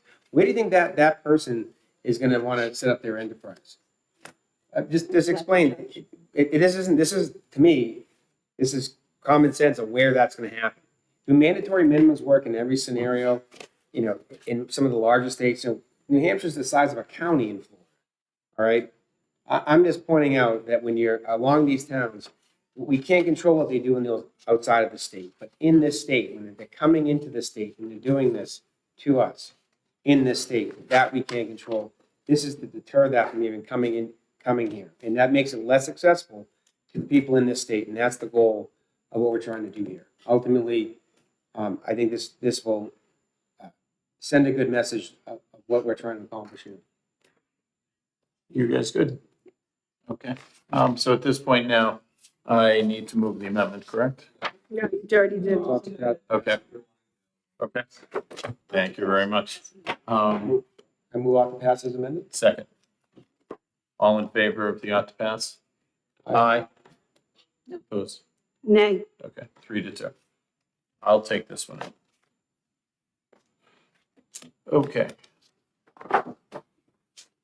That's 1471. 62. Just give me a second. We'll start with 71. Do you have two of those? Two 71s, but not a 14. No, they both went 14. So I'm sure it's in my file. This is your 14 right here. Thank you. 71. I'm sorry, what? 71. 71.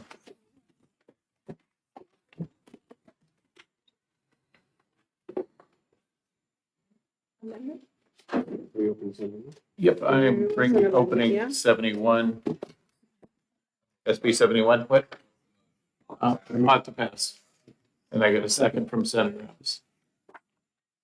Evans. Brief discussion, I'll bring it out. So basically, in the past, we've talked about this for several years. We've had a terrible water problem. We have 15 or so million illegal immigrants, including 700,000 or so criminals, including tens of thousands of rapists, kidnappers. And so we are concerned, as a safety issue in New Hampshire, that we want to make sure that we cooperate with federal, either ICE or Homeland Security. In the past, we have had problems.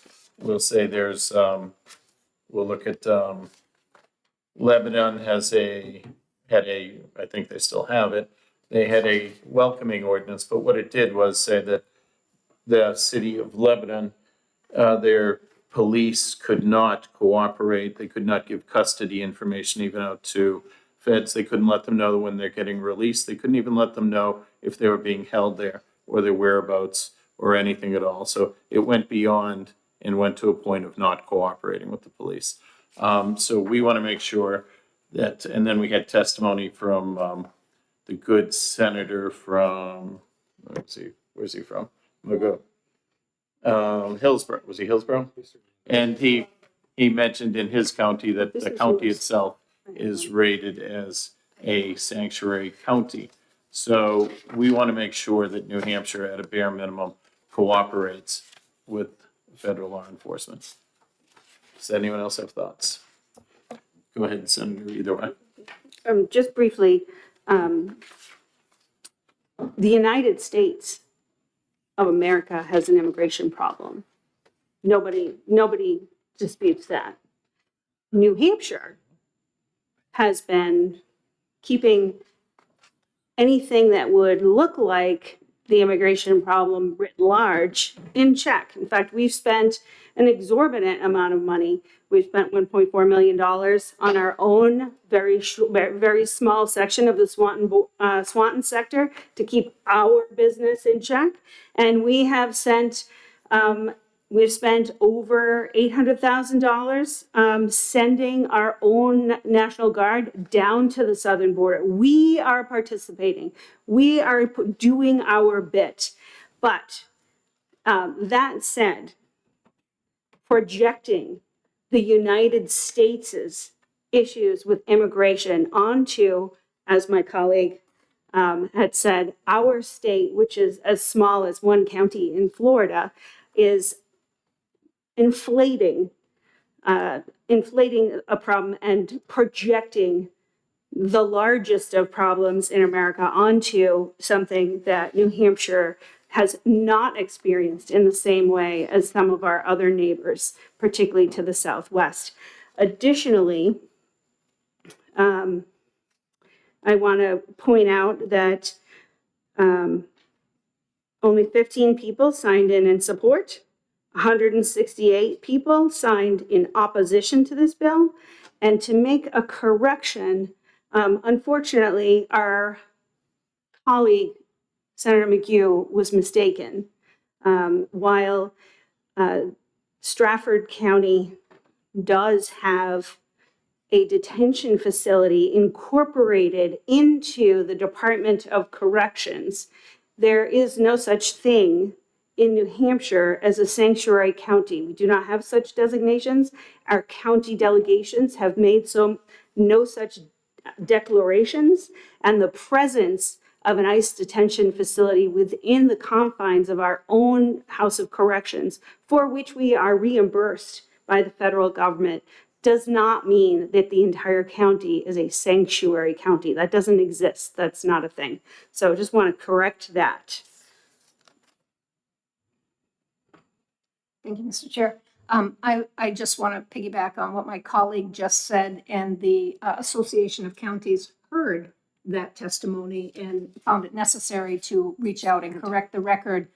The association is opposed to this bill and said they would like to make it clear that all 10 county correctional facilities have a collaborative, positive, and communicative relationship with ICE. And as stated in the hearing, they are only allowed to hold an individual once until the state charges are resolved, and then have them remanded to county custody correctional facilities. They have no authority beyond that to detain an individual.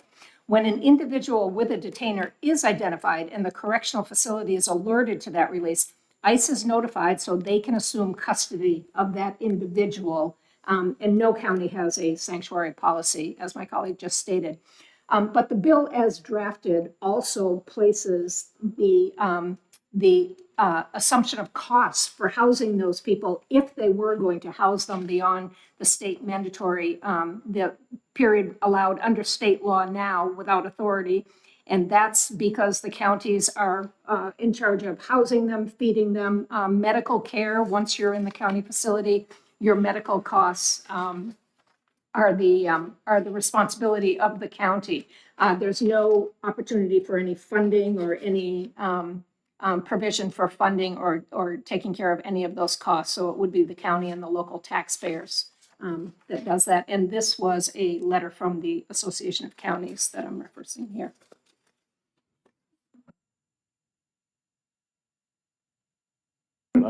Slight rebuttal. So we have had experience inside New Hampshire. We have had in the north, we have coyotes who have snuck people in for nefarious reasons.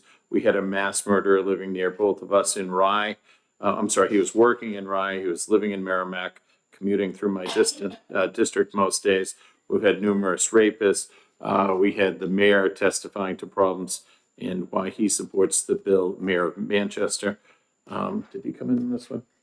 He didn't come into this one. Okay, I'll take that part back. But we have had numerous incidents within the state of illegal aliens committing crimes. We've seen what happens in other states. We've seen the costs, $562 million a year on the country.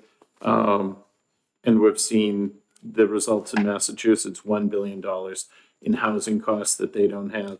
We've seen, all seen, was it Lake and Riley was the girl who killed, hunted down by the illegal alien who, it's just their crimes being committed that are horrible crimes, and should we have these people included in New Hampshire? I would rather, as they're not vetted, and we have hundreds and hundreds of thousands of unvetted, undoubtedly the vast majority of aliens here are here for good purposes. But unfortunately, they haven't been screened. We don't know who's here. And until that time, we should at least not present obstacles as they do in Lebanon and Hanover with their welcoming on ordinances that do not let the police fully cooperate. Go ahead, Senator. Thank you, Mr. Chairman. I agree with my colleague that there is a national immigration problem that our country's been dealing with for the last couple of years. The fact that there's an effort by the federal government to now enforce their federal immigration laws, which is ICE now issuing the detainer request, that I'm not saying that I'm not agreeing that there's, county sanctuaries here. I'm just saying, like, these welcoming communities, which is a sanctuary city, which is, they change the name, doesn't change the policy. The fact that a community now take it upon themselves to still go out of the way to obstruct that, this would prevent. That's what this does. We're not preventing creating a mandate that we're not allowing towns to mandate a policy that they are allowed to violate that and obstruct that. We're doing the opposite. We're not going to have a situation where that a town has to ignore that detainer request. And you had in south of the border in another state, you had someone who was charged with committing a sexual assault or sex crime against a minor. ICE wanted to detain that person, but it was a sanctuary city, so that person was released into the general public. That's what happens when you have sanctuary cities. This will prevent having egregious situations like that happen in the state. And there's no reason why we shouldn't be. Did that happen in the state? No, but why would we not take that preemptive measure? I think this is something that we should look at. And then people want to talk about costs. Massachusetts spent over $1 billion, to keep their sanctuary cities. That's what it cost. Well, I asked this question during 2 debates last term, and no one answered it. What's the plan? If you have 10,000 people who show up to this state, who enter they're illegal immigrants. They come here, they're here. What's the game plan? Where's the funding? Where's the housing? And these communities who are going to allow that to happen in their town, they're going to come to the state asking for relief. Well, I think this is sending a message that the relief is not coming from the state, and they're not going to be allowed to do that in the first place. I think that's, if Ben wants to answer that question, I'm willing to listen. I'm sorry, Senator, go ahead. Thank you, Senator. I think the criminal activity and the voluntary housing of people who are here either legally or illegally are 2 entirely separate topics. I think here we're talking about criminal activity. And I would be so bold to say that no city or town in New Hampshire is pro-crime. Nobody wants crime or criminals in their border.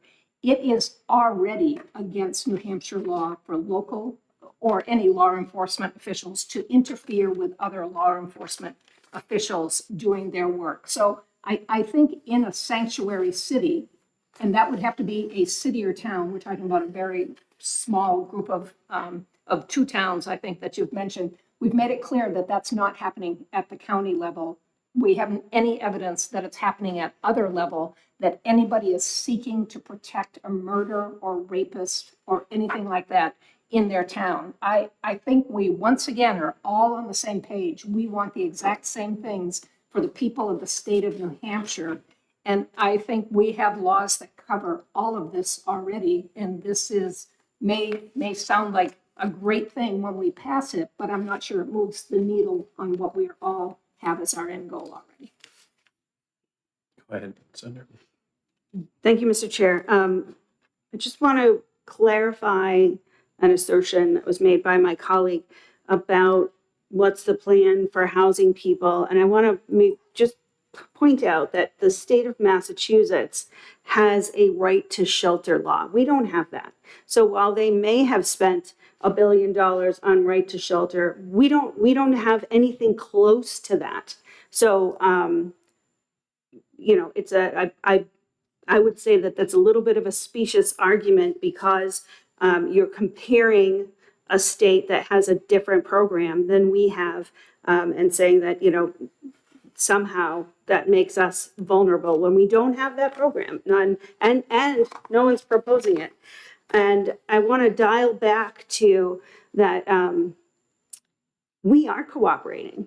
We work with the federal government, and this bill wants us to not only continue our cooperation that we're doing, but to do it for free.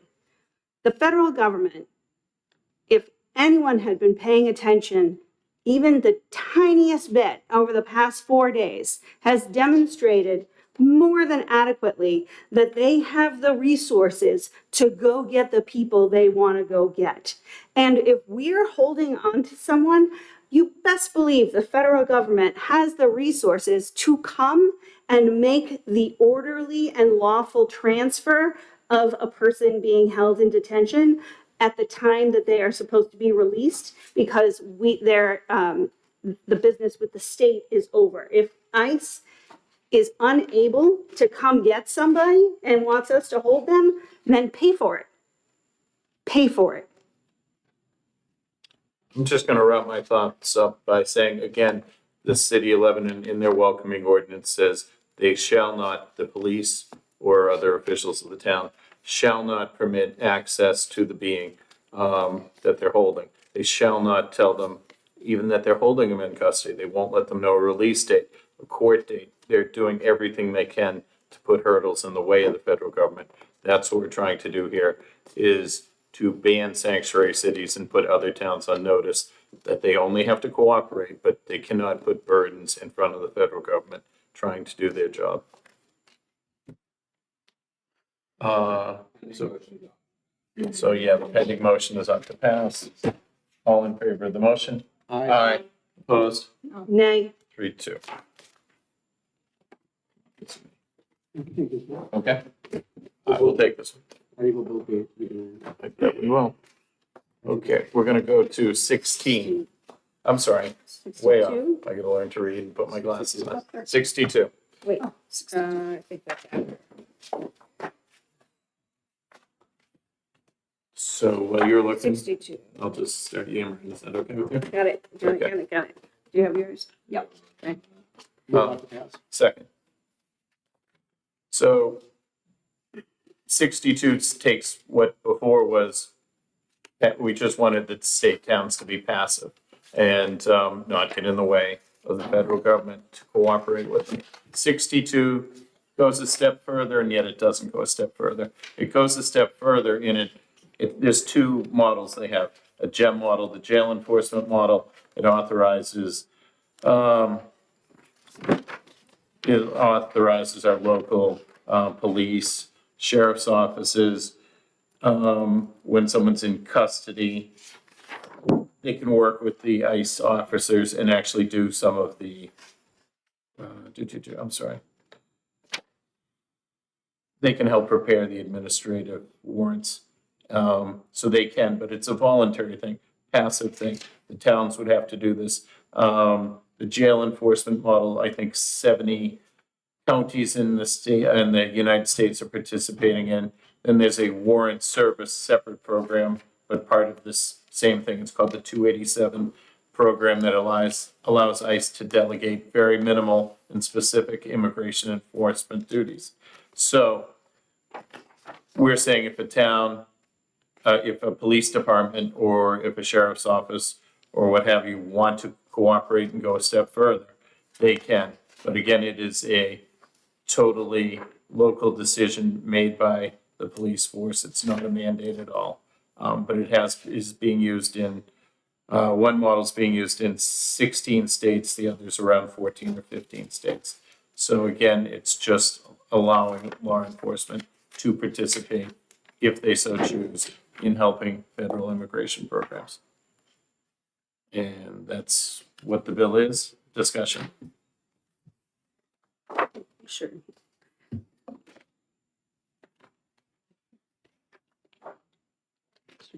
Oh, I'm sorry. Yeah. Yes, go ahead. Thank you, Mr. Chair.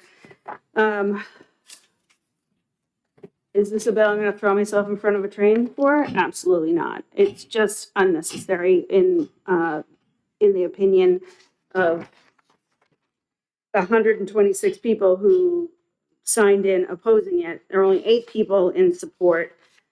We heard, well, what we didn't hear was which law enforcement agencies are not participating, which law enforcement agencies are participating. We didn't hear how law enforcement agencies are getting word of this.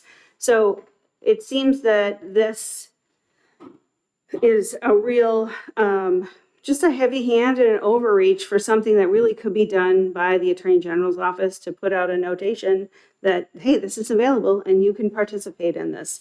I don't know that we need to make a law so people know that there's a program they can participate in. Thank you, Senator. Thank you. Senator Evans? I intend on supporting this. Again, it gives, allows some discretion. I don't think this is a bad policy. Okay. And I think I don't want to repeat my arguments from the last bill, but I think that there's some overlap there. Okay, so Pete, I'm at for ought to pass, motions for ought to pass. All in favor of the motion? Aye. Aye. Opposed? Nay. I'll take that. Unless Which one do you 13 is next. I'll take it. I'll take the other one out. I'm sorry, Senator Amos will take it out. 54. No, it's 13.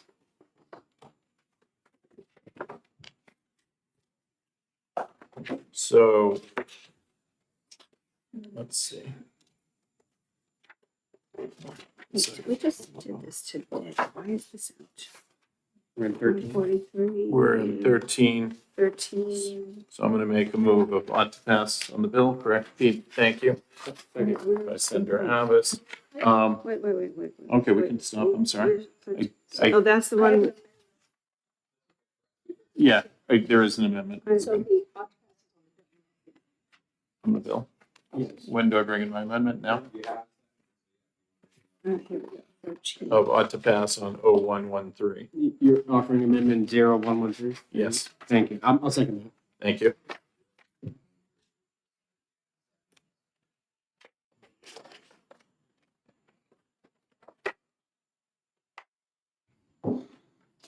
So we have, the amendment is going to make it only a violation if you're an illegal alien, you drive. My original intent was a little different, but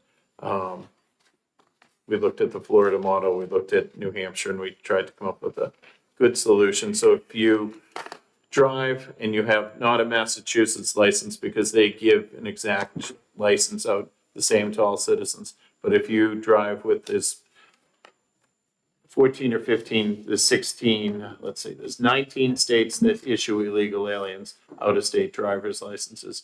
2, give it, Massachusetts being 1, give the exact same driver's license out to everyone. This will not count them. This will give only when a police officer pulled over someone and they have one of the other classes of licenses that can be distinguished that are only issued to illegal aliens and are differently issued as opposed to, again, Mass looks just like a regular license.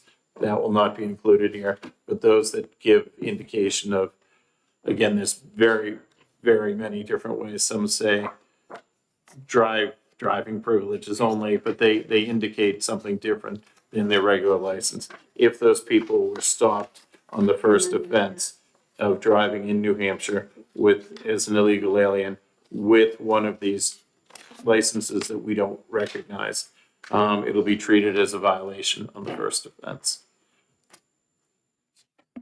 And that's what the amendment is very limiting. And that's what we're offering today. Senator Reardon. Thank you, Mr. Chair. I raised this issue at the time of the hearing, and I'll raise it again now, that there isn't a black and white line between a legal and an illegal immigrant in the United States. In fact, there's 5 categories of people who I don't think you would necessarily call legal, but they haven't been deemed illegal because they entered without inspection. They have a legal status, but they've overstayed and haven't yet done the paperwork to correct that. They have deferred action on being a childhood arrival to the United States. They're currently in the process of legalizing, or they're vulnerable immigrants, and that could be these are people coming from countries where they were at risk due to policy shifts. Their personal circumstances make them vulnerable. So there's a huge gray area there, and even the amendment makes this a violation. But in fact, the conversation that we had just a little while ago, a violation would allow them to keep proceeding along their way in the state of New Hampshire. They wouldn't have their license seized and not be able to drive beyond that. And the very basis of this bill, having people who have a driver's license, therefore they've gone through testing, they're more likely to be insured, is a public safety thing that I think we should be respecting here. And in fact, this person who gets a violation could be on their way up north and later that day be stopped again for forgetting to do a blinker or something like that and get a second violation, and now they're guilty of a misdemeanor.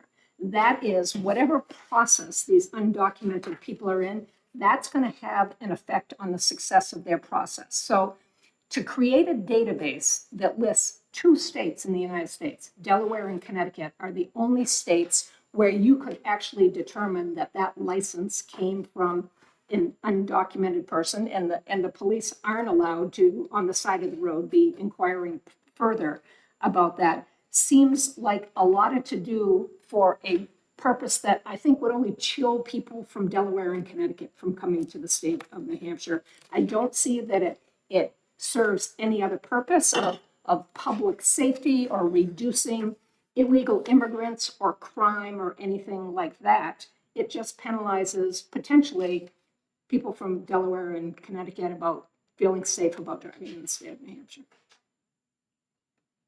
Question, Attorney Lehman, can I ask you a question? Just on, if someone comes over the border and. Which were I'm sorry, we'll just pick, doesn't matter, we'll just say the Mexican border. the national border, not mass. That's National border, I'm sorry, that's, yeah, Canadian, wherever. And they come and they haven't been processed, they've just come into the country. Is that not a criminal entry into the US? I've always been told that was criminal when they didn't go to the border. I think it makes them check. deportable, but it's not, nobody's guilty of a criminal offense until they've been arrested and prosecuted. Now, it might be a criminal act to be here. Sure. I don't know. Okay. But I would also say in terms of a second offense, typically to be, for an offense to be considered a second offense, the first offense has to be completed through the judicial system before the second arrest. Thank you. Senator Harrison. Thank you, Mr. Chairman. I'd like to ask a question of Mr. Lehman. Mr. Lehman, do you know if Americans, I'm sorry. Thank you for taking my question, Mr. Lehman. Do you know if an American citizen decides they're going to go and live overseas, they get a visa to go live in another country, are they able to get driver's licenses based on the American driving record? I don't know. I don't know. So do I hear, may I follow up, Mr. Chairman? Do I hear you saying that each country has its own process? Well, my son lives in Canada now, and he's a lawful resident of Canada, but uses his U.S. driver's license still. Like, I think, like if we go travel to Europe, we can use our U.S. driver's licenses to drive over there. I don't know beyond those kinds of stays what the rules in other countries are. Okay, thank you. Senator Adams. Thank you, Mr. Chairman. So I got this document handed to me. I'm not sure. Yes, I brought it, just to clarify. Thank you. The different types, because I just wanted to clarify because we were having like a global discussion of what an undocumented immigrant is. And I just wanted to make the discussion a little more targeted so that I think that Senator Gannon was really looking to, at number one. And I don't know that, I would love to, I understand that people's immigration status can become Right. illegal for more, they may have entered Right. legally, but there's a lot of things that can happen that can change their status. or be a dreamer. Yeah, I mean, Or a dreamer could have been someone who was brought here illegally, but they also could be someone who was here, then overstayed their visa. So Right. I think for the DREAM Act, at least that usually wants them overstayed.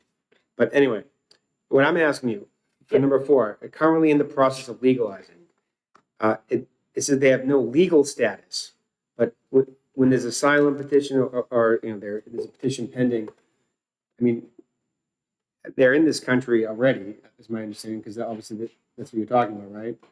So they're in the country, they claimed asylum, but they still don't have legal status? What scenario would that happen? Because I feel like if you claim asylum, that's your status, right? I mean, it says they have no legal status, but that, I'm having trouble understanding what this does.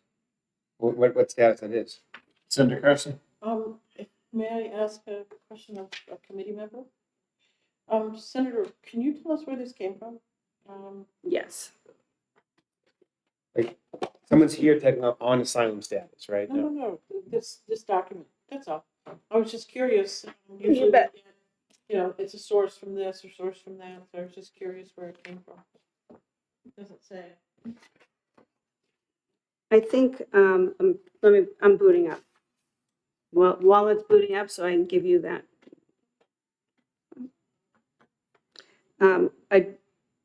I think I want to point out to Senator Abbas that because we all still have questions, I can speak to being in the process of legalizing as a U.S. citizen spouse petition because my sister-in-law went through this process. And in that, there are many, many, many, many restrictions on movement within the United States. So she was not a U.S. citizen. She was not. She was granted the ability to stay here because she was married to a U.S. citizen, but she was not a legal citizen yet. There's a process to go through. But she was able to get a driver's license from the state of Colorado to be able to drive. I don't think that those are the people that. I don't think that's what the intention of this bill was, unless I misread Senator Gannon when he made this presentation. I don't think the intention was to sweep up people who are in the process of getting their citizen spouse petition finalized or asylum, or people who have U visas who are here and participating with law enforcement because they've been witness to a crime, or the dreamers. But this bill would sweep everybody up, and I don't know that that was the intention. So, to answer Senator Carson, immigrantsrising.org resource page under the law and policy. Can I ask a follow-up question? So Yeah. Are you saying that this is actually, there will be someone in the country they're here legally, meaning that they're allowed to be in here, but they would be charged with a criminal penalty still in this law? That's what we're gonna do. You gave out of Colorado, Yeah. That person's in the country legally. They're allowed to be here. The United States government said they can be here, yet I don't think they're doing anything wrong. So I don't. But they're not. There are these gray areas. You can come here on a tourist visa, right? And then you can subsequently apply and be accepted by a college, and then you have to get your student visa. There's so much movement between these spaces that, I think that this demonstrates that we have a lot of learning to do about what it means to be undocumented, because there's so many different gradations of this. It's not all people who got across a border by, swimming across the Rio Grande. There are other ways that people are here, but they are considered as undocumented by the United States. It doesn't mean that they've done anything criminal.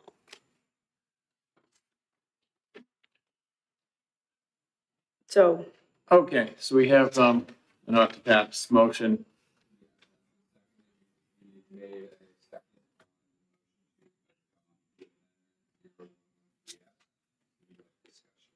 that's you. Okay, all in favor of the amendment and the bill is amended?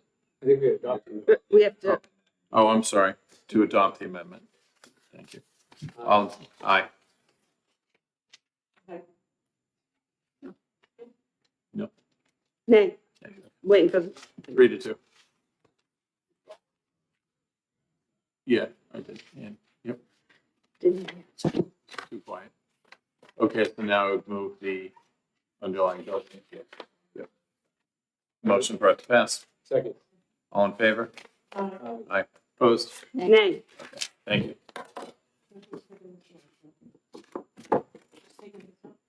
I will, unless, okay. Okay, I'll take it up.